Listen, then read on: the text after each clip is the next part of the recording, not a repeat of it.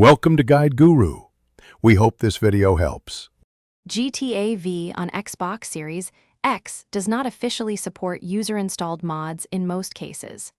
Console ecosystems restrict unsigned code to protect players and systems.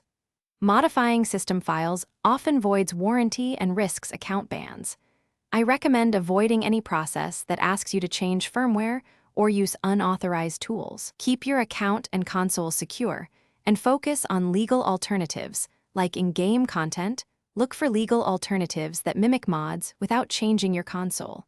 Use the Rockstar Creator tools for custom maps and mission design when available. Download approved content from the Xbox Store or Rockstar Social Club to stay compliant. These official channels preserve online access and player accounts. Remember that running unauthorized mods risks bans, corrupt saves, and potential data loss. Choosing supported content protects your console and your progress. If you want extensive GTA V mods, the safest practical option is to mod on a PC. Install mods there and play locally on that machine to avoid modifying your Xbox. You can stream gameplay from the PC to your Xbox using remote play features, which keeps the console software unchanged.